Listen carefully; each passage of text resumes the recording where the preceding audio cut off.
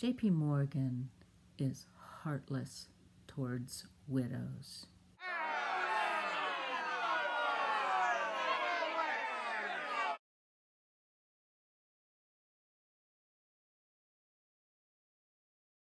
About 2 weeks after my husband passed last June, I get a call from JP Morgan Chase instructing me to cut up the one and only credit card that my husband and I shared for nearly 30 years.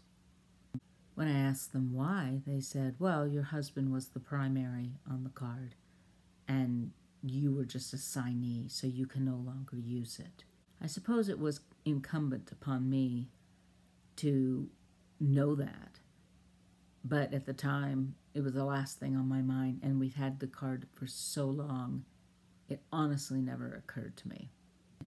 I asked them, is there any way that I can keep this? I need it, particularly right now, with everything going on. And they said, no, we've already closed the account. You got to cut up your card, but all you have to do is apply for a new one. So I did a few days later, and they turned me down. Now, I have a credit score in the low 800s, the last I checked. So what I take away from this is you're better off having bad credit than exceptionally good credit. Obviously, what it came down to was I had no payment history, at least nothing recent. I had a number of terse conversations with their customer service representatives and got nowhere. Not because I really wanted my Chase card reinstated, but because I think it's wrong. I think it's a horrendous way to treat someone who's in a situation like that. It boggles my mind. I don't believe in consumer debt. Paul and I worked really hard to make sure we had none. We had no mortgage, no car payments, no ongoing credit card debt of any kind. We had zero consumer debt. And we were very proud of that. When I moved here, I bought a house with cash. But the wall I ran up against was, you don't get to do that if you want a credit card. You have to have debt. It's evil. It's insidious.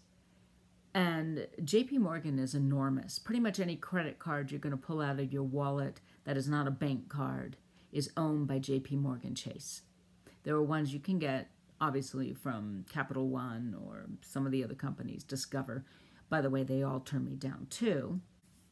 But they're huge. And as with all of these enormous, vertically integrated oligopolies, they're frankly in cahoots with politicians. They line their pockets with lots of cash. So the legislation that has passed favors these corporations. We are truly not represented by our government, and that's a whole different topic.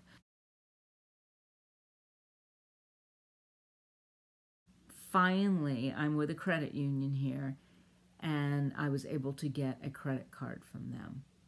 I do understand that I don't have to have a credit card. My concern is if I'm in a situation where I need to fly somewhere in an emergency, or I don't know, so many things could happen, and I didn't have the cash in my account, that I had that line of credit available and I could use it if I needed to. I attempted many times to contact JP Morgan Chase. You get nothing but the customer service representatives that answer the phone. And after several calls, I just kept getting bounced between different ones who told me the exact same thing. So I asked them for the number for corporate. And they said they don't have a number. Of course they don't. I said, how about an email address? No, they don't have an email address. I feel sorry for these people.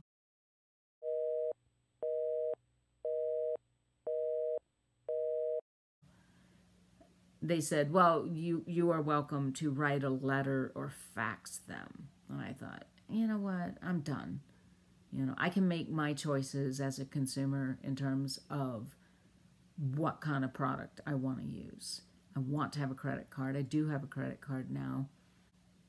I also took out a small loan for a car that I purchased here through my credit union, again with the intention of making regular monthly payments to reestablish some credit.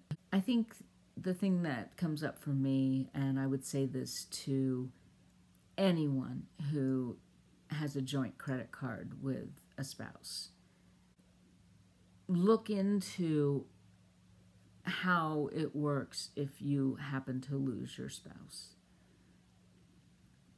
If you rely heavily on that card for anything from what I used it for all the way to I need this month to month to get by, educate yourself.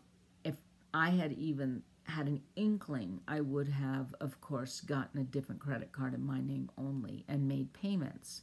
Again, absolutely went against everything Paul and I believed in. I think consumer debt is the ruination of the economy of this country to the betterment of the 1%.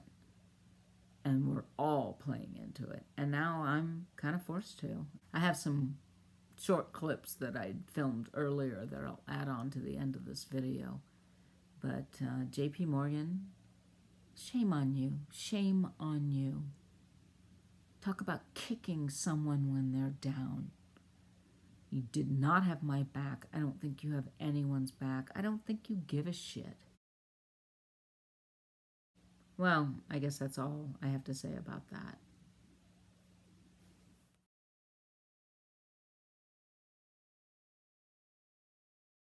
God, they make these really hard to cut. Holy shit. I don't think they want you to do that. It's ruining my kitchen shears.